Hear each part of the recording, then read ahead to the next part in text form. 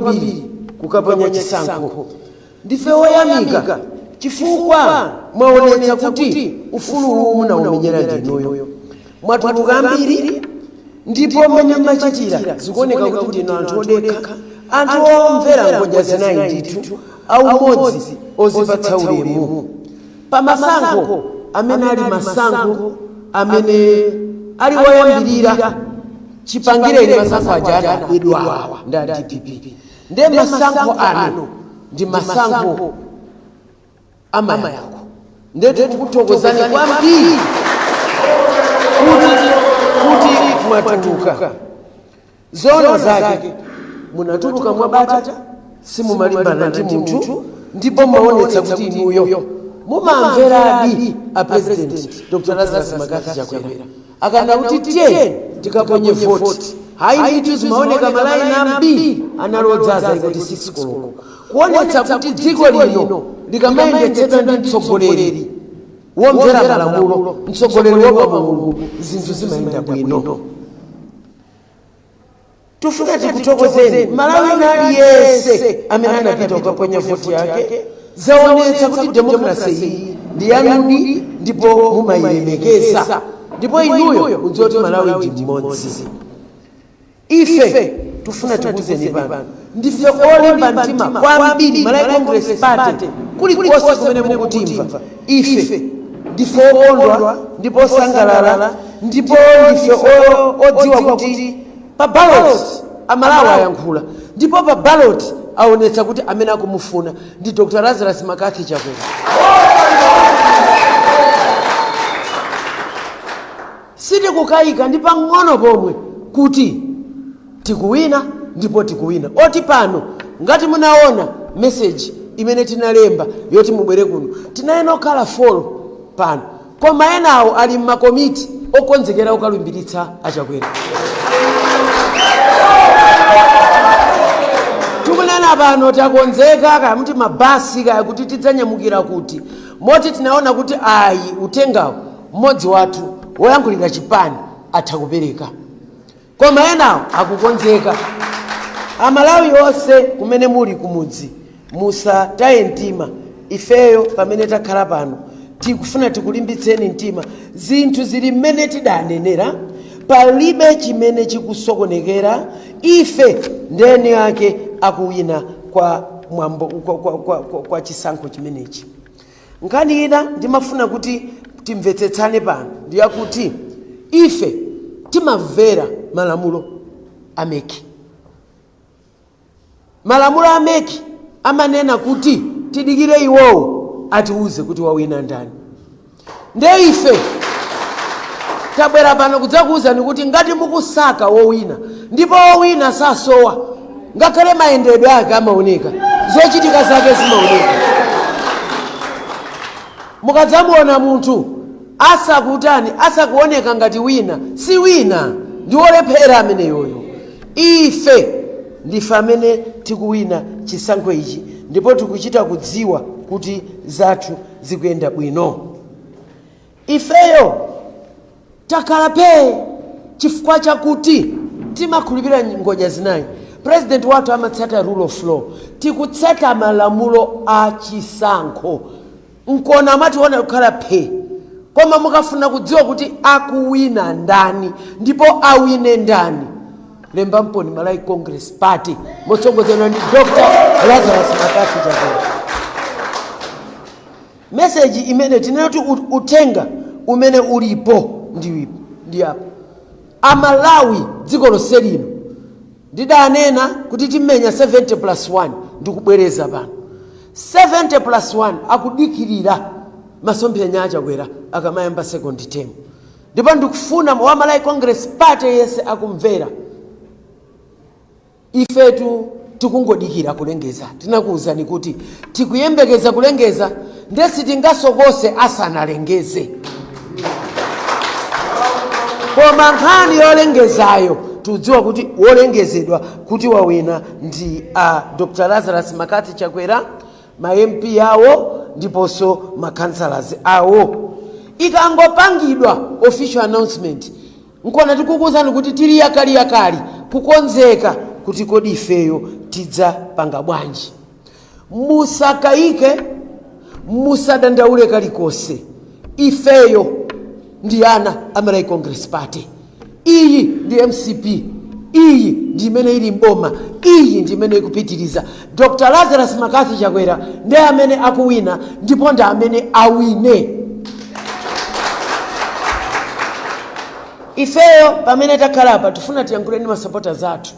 Musapange chiwawa. Dzuwa salozerana. Sagenda mopanda mango. Khalani pe zonsezi zili m'manja mwa Mulungu. Ndipo chimene tikupempha ife, official announcement ikapangidwa, anzathu ena onetsani kuti nanunso muli mdemocracy. Mumamvera. Chifukwa even ifeyo tabwera pano kudzanena kuti ife ndife okonzeka. Kutanthauza kuti nanunso tengerani phunziro. Akati ayankhula ameki, inu mutani kodi? Mumvere mene tumvera ife. Tabwera pano kutsata mtendere, kutsata bata, ndipo tikunena kuti wina aliyense asasokoneze kena kalikose. Ambuye salephera, Mulungu salephera. Malawi Congress Party ikuwina, wina asasokonezeke. Anthu otsogola sachititsa ziwawa. Ngati wina wake akuganiza kuti akutsogola sapanga ziwawa, amangotsogola ngati mene tichitira ife. Oti mukationa ife ndezimene mtsogoleri amapanga. Takonzeka chisangalalo chadzaoneni. Chifukwa apapa tonse tidzati wagonjetsa Ambuye. Malawi Congress Party ndikunena pano tili m'mamitingi chifukwa tifuna tikhale ndi chisangalalo choonetsa kuti kunja kuno kuli Mulungu. Kunja kuno kuli Mulungu amene sadzalola kuti Amalawi avutike. Ine ndanena kuti kufunika kwa izi tufunika tiyankhule kuti maiko enawo sadzitimva. Utenga wanga amene ndinabweretsa short ndingopereka muchizungu. The Malawi Congress Party MCP extends its heartfelt gratitude to all Malawians for turning out in large numbers and for conducting themselves with calm, dignity and unity during this historic election. Truly, this has been the most peaceful and inspiring electoral process in our nation's history. A proud reflection of how our democracy is coming of age. The MCP-led government has shown that under the responsible leadership, elections can be managed transparently, fairly, and effectively. We are filled with confidence and joy that the trust Malawians have expressed at the ballot box will translate into an emphatic victory for the Malawi Congress Party. Malawi Congress Party has won the election, but as winners, we are exercising restraint and not causing havoc. The message from the people is loud and clear. They believe in the vision of Dr. Lazarus Makathi Chakwera and in the 5 thematic areas that form the backbone of our development agenda. As a law-abiding and democratic party, we will patiently wait for the Malawi Electoral Commission to make the official announcement. But make no mistake, I'm going to repeat, make no mistake, our confidence is at an all-time high and the path ahead is bright with the victorious promise. Victory is certain. We look forward to Dr. Chakwera's second term, a term that will deliver even more transformation, prosperity, and unity for all Malawians. To our supporters across the country, remain calm, remain proud, hold your heads up high, and remain hopeful. We are winning this election. Winners do not cause havoc. They celebrate with peace and dignity. Together, let us await the official confirmation of our collective victory, knowing that Malawi has already spoken. Victory is ours and victory is certain.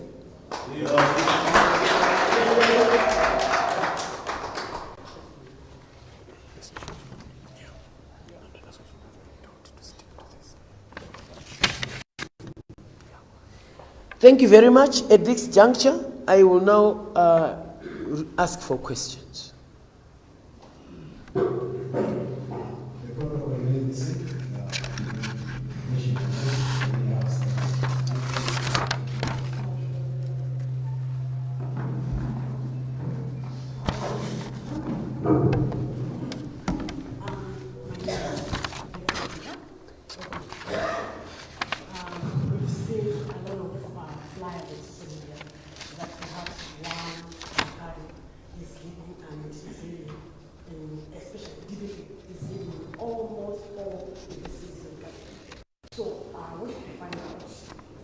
What the benefits because it seems DPP is clearly and they are showing themselves that people want these elections.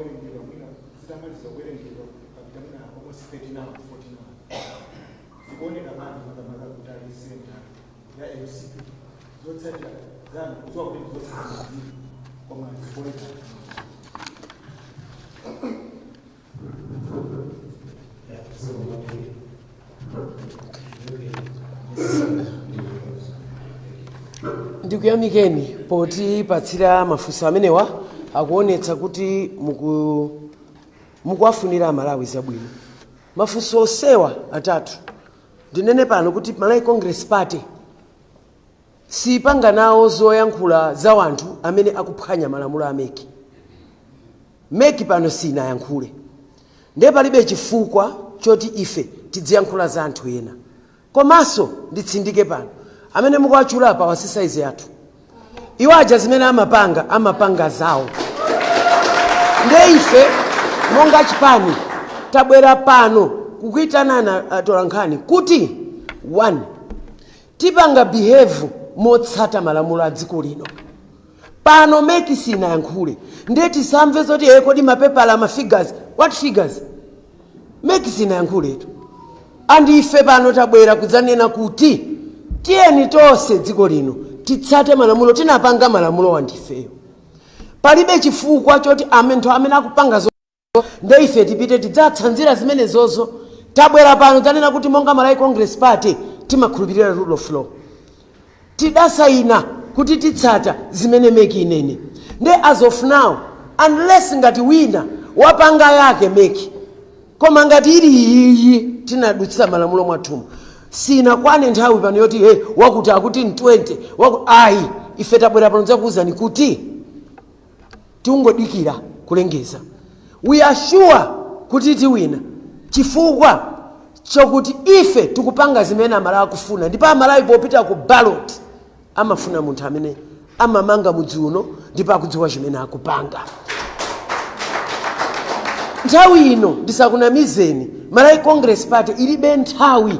We don't even know kuti DPP ndi chani, kaya nkanyama, kaya nkachani. Honestly, we don't care and we don't know. Tilibe ntchito ndi zimene akupanga, kaya aganiza kuti apange chani ndi za size yawo. Ndi ana ang'ono, the only thing they know ndi kumangophwanya malamulo. Ife anthu sadzatitayitsa Yesu. Malamulo tikutsata ife akuti iyankhule meki ndiye tidzayamba kuti mwakuti. Ndiye padakali pano Malawi Congress Party size yathu udakhala mpira ifetu nda champions. Ndi awawa musatibweretsere ti anthu toti tikusewera mipira yomanga ya maplastiki ndikubera kuti anzana kuti sanza athu amene aja. Amalawi anakana kalekale awakanaso panopo. Awakana in fact. And zochitika zawo musamabwere kumati yeza ife sitivala sapato size imodzi. Ayi. And mukawauze kuti Malawi Congress Party ikuti yaitanitsa msonkhano kuti mumvezi number 1 iwina ndipo ikuwina.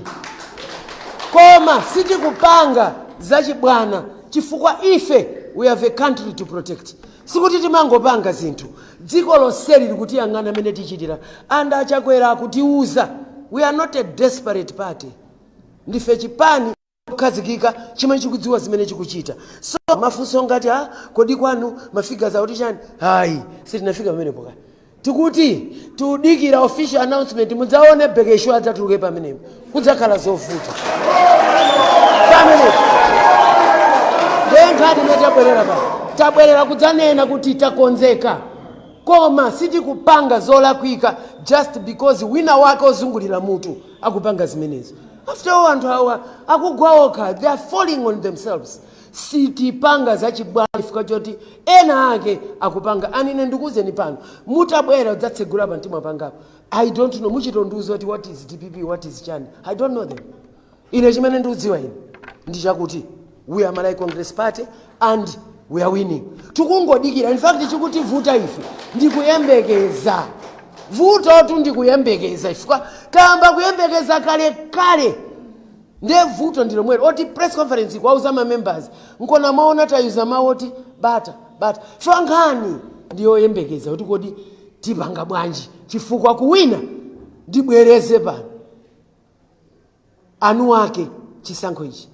Anu wake kuwina ndi Malawi Congress Party. Sanje tuchitipa mamembers athu osajolika inu ndanu wake inuyo kuli kuwasa mwene munga angane chisankochi tikuwina ndife and musababaike kaya wina achita utani kaya wina aganiza kuti adzigudubuka kadzitani tikuti ikamati akuyankhula mudzaonanso noka kuti kodi big ndani lose tudziwa and ndi Malawi Congress Party.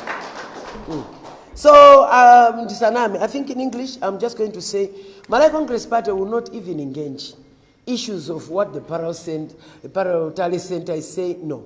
What we've come here to say is, as winners of this election, which we are conducting ourselves in a character befitting of a leader and a winner, which says you don't go declaring yourself if you know you have won. That is character befitting of people who are suffering from an inferiority complex. If they don't have a political inferiority complex, there is no need. In fact, I will summarize this by saying, a zebra does not need to tell you that it's got stripes. It doesn't need. And we are winning this. We are winning it. All we are waiting for is the official announcement. Don't mistake our silence to be submission to loss. No, we've won. We have not. Don't mistake our silence to mean that someone else has won. No, our silence is because we are following rules of MEC. And when MEC speaks, you will see how loudly we celebrate. Let me repeat. and I'll say it in Chichewa. Musatione kukhala chete kuganiza kuti muganizo kuti ndeti kuvomera kuti taluza. Ife sitinaluze. Tikukhala chete chifukwa timatsata malamulo. Andi dziko lino chonde ilemekezeni malai Congress Party apatseni ule Dr. Lazarus Makathi Chakwera chifukwa akutsata malamulo. Duyo ndikutsata malamulo. Ndikupempeni tosa amene tilipo. Chonde ma supporters athu musaope, musakaike, tili chete chifukwa choti dzuwa salozera. Anu wake chichi ndife.